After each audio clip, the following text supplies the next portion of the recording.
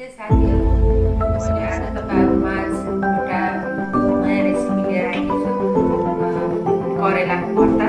यो मेरो पहिलो प्रयास हो। तपाईँहरूलाई कस्तो लाग्छ, राम्रो नराम्रो जस्तो लाग्छ मलाई कमेन्ट गरिदिनु होला। Like share. अब म करेलाको भर्ता बनाउनको लागि चाहिने सामानहरू बताउन गइरहेको छु। सबैभन्दा पहिला करेला लिनु होला। यो लगभग मैले 3टा करेला लिएकी छु। यो लगभग 1 केजी जति छ। अनि त्यसपछि यही अनुसारको अनि मिडियम साइजको 2टा टमाटर अनि प्याज अनि त्यसपछि जिरा र धनियाको पेस्ट छ अनि जिरा अनि मेथी त्यसपछि नुन अनि यो कालो चुक हो तर हजुरले उलिन पनि सक्नुहुन्छ कागती। मसँग कागती अहिले नभएको हुनाले मैले वैकल्पिक रूपमा यो लिएको हो। कागती लिँदा पनि हुन्छ। अनि त्यसपछि यो खुर्सानी मैले 1 चम्मच लिएकी छु। हजुरहरूको स्वाद अनुसार अलि बढी पनि लिन सक्नुहुन्छ।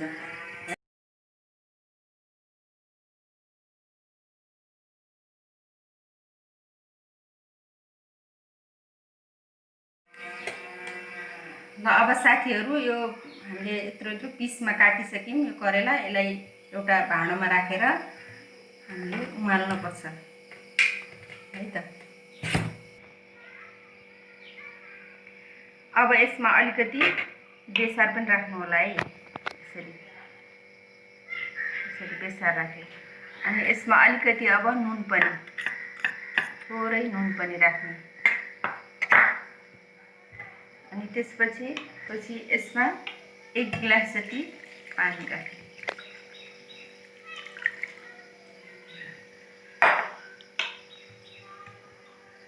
अब यसलाई हामीले 10 मिनट जति उमाल्नुपर्छ। ल साथीहरू, हामीले त्यो करेला उमाल्न राखिरहेका छौँ। 10 मिनट जति त्यो करेला उम्लिनुपर्छ। त्यति बेलासम्म हामीले अन्य मसलाको लागि तयारी गर्दै गर्नु। यो प्याज र तपाईहरुले मसिनो पिस गरेर काट्न पनि सक्नुहुन्छ र ग्राइन्डरमा यसलाई पेस्ट गराउन पनि सक्नुहुन्छ। मैले चाहिँ ग्राइन्डरमा हालेर यसको पेस्ट गराउँदै छु।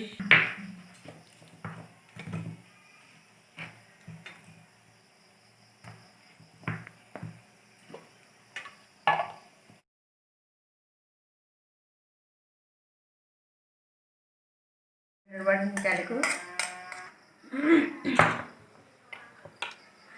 यो प्याजको पेस्ट तयार भयो। अब हामी टमाटरको पनि पेस्ट गराउँछौँ। यो टमाटर पनि त्यस्तै प्याज जस्तै गरेर मसिनो गरेर काट्न पनि सक्नुहुन्छ। अनि ग्राइन्डर छ भने घरमा चाहिँ त्यसरी ग्राइन्डरमा पेस्ट गराउँदा अझ बेस्ट हुन्छ।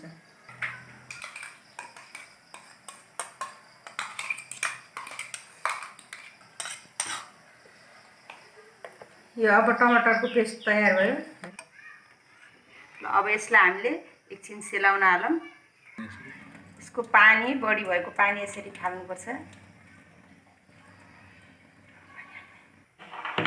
यो अहिले एकदम तातो छ। हामीले अहिले यसलाई के गर्न सक्दैनौँ। यसलाई 5 मिनट जति सेलाउन दिनुपर्छ।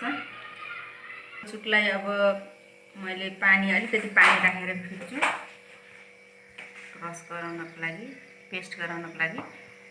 अनि तपाईहरुसँग कागती भएपछि कागती निचोर्दिनु, सिधै भइहाल्छ। 5 मिनट भइसकेको छ। अब हामीले यसबाट यो भित्रको यसरी बिस्तारै अर्को भाँडोमा निकाल्ने।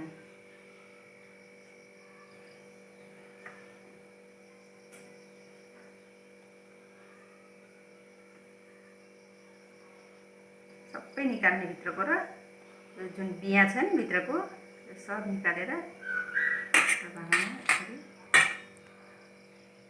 यसरी खाली गर्ने है।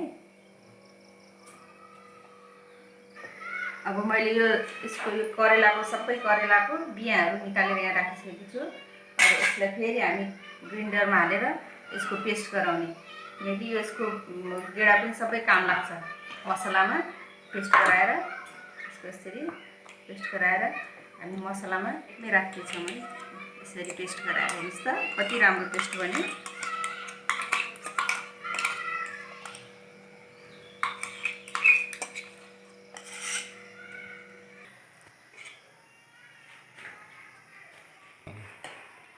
अब मसलाहरू सबै तयार भएको छ। अब यसभित्र मसला भर्नको लागि अब मसलाहरू तयार गरौँ है त।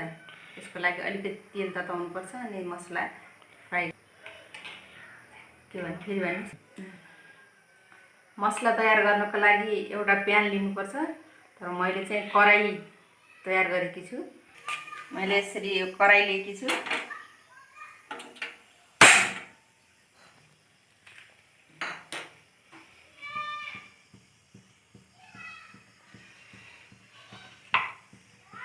अब एकछिन यो तेललाई तात्तिन दिउँ।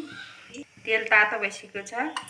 अब अलिकति यसमा मेथी फुराउँ। मैले मेथी फुराउँदैछु।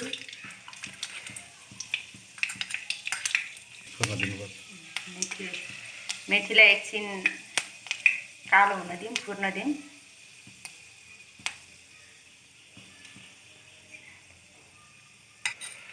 मेथी अलिकति रातो रातो कलर चेन्ज भइसक्यो मेथीको। अब त्यसपछि यसलाई जिरा राख्छु। जुन कलर भयो हल्का सानो गर्दै पनि हुन्छ ग्यास। एकखेप बेसार। अब त्यसपछि अघि बनाएको यो लसुन प्याजको पेस्ट हो है।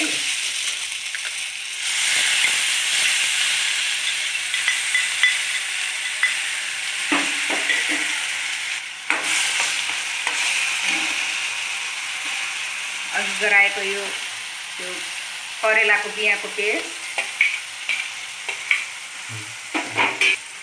फुटेपछि रस हाल्न दिँदैछु।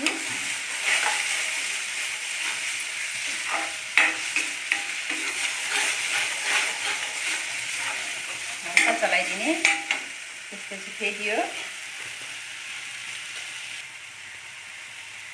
यो अघि बनाएर राखेको जिरा धनियाँको पेस्ट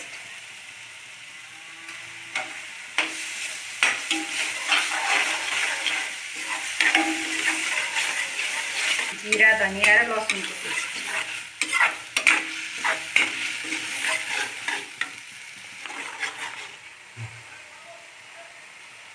यो अघि बनाइराखेको खुर्सानीको पाउडर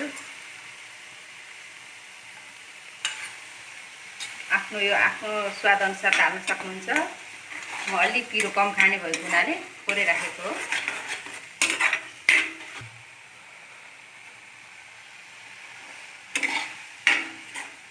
यसलाई एकछिन पाक्न दिनुपर्छ। राख्दैछु। मैले नुन राख्दैछु यहाँ। अब मैले यसमा नुन पनि राख्दैछु। गरम मसला हो। गरम मसलाको धुलो पनि अलिकति यसमा राखिदिने। यसले स्वाद दिन्छ। अब फेरि यो चुक कालो चुक कागती भएपछि हजुरहरूले कागती राखिदिँदा हुन्छ लास्टमा। मसँग कालो चुक भएको हुनाले मैले कालो चुक नै राखिदिन्छु। चलाउने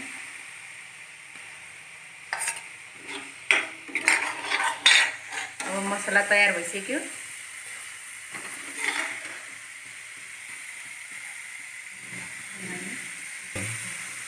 ल मसला तयार भयो। अब मैले ग्यास बन्द गरेँ। सिलाइसकेको छ। त्यो सिलाइसकेको मसला अब हामीले यसमा यो करेलामा भर्नुपर्छ। मजाले टाइट गरेर भर्नुपर्छ। त्यही भएर यस्तो ठाडो गराएर यसरी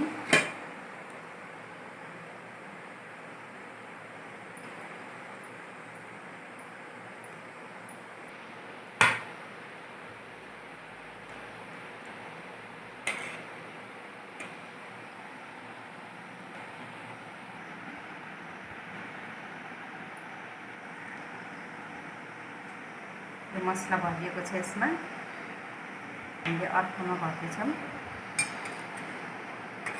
करेलाभित्र तेलमा तार यसलाई मैले भरिसकेकी छु। अब यसलाई हामीले तेलमा तार्नुपर्छ। कराई लिएकी छु। करेलालाई तेलमा तार्नको लागि फेरि मैले कराई लिएकी छु। हजुरहरू प्यान लिन पनि सक्नुहुन्छ। कराई तात्तिसकेको छ। अब करेला तार्नको लागि तेल राख्दैछु।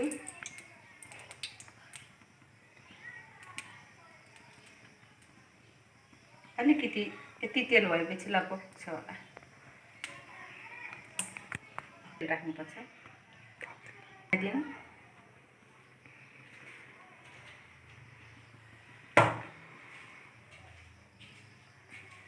तेल तातिँदैछ।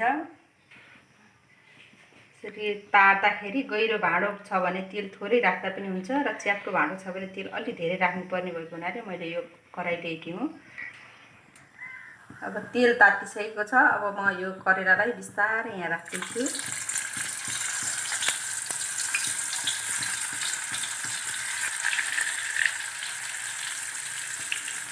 एकछिन करेला अटेको छ।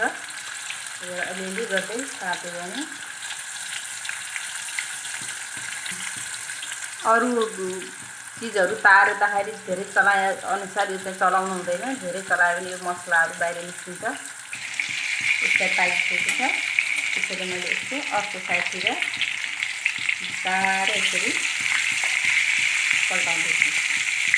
हेर्नुहोस् त यसको कलर पाकिसकेको छ।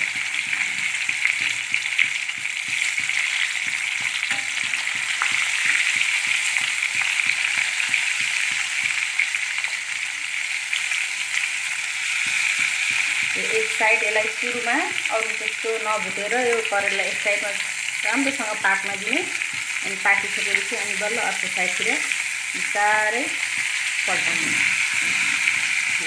यसरी निकाल्नु।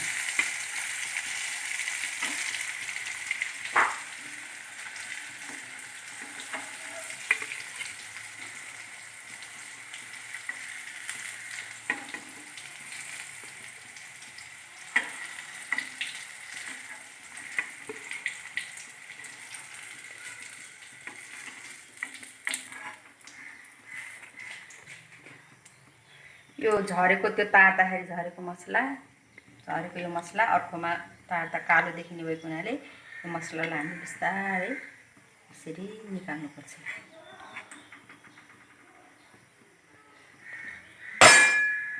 बिस्तारै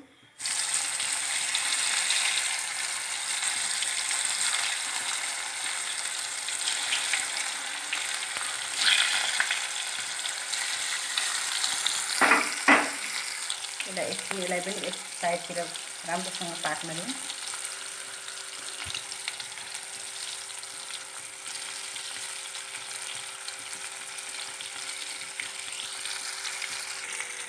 अब यो सबै तयार भइसकेको छ। ल हेर्नुहोस् त यसको कलर देख्दै खाउँ खाउँ लाग्ने कति स्वादिष्ट कलर देखिएको छ। हेर्नुहोस् त भएको यो करेलाको भर्ता तपाईँले खानासँग पनि खान सक्नुहुन्छ। यत्तिकै राख्दा पनि 2-3 दिन त यो बिग्रदैन। फ्रिजमा राखेर 10-15 दिन पनि मजासँग खान सक्नुहुन्छ। हेर्नुहोस् त हेर्दै कति स्वादिष्ट छ, खाउँ खाउँ लाग्ने। अब यो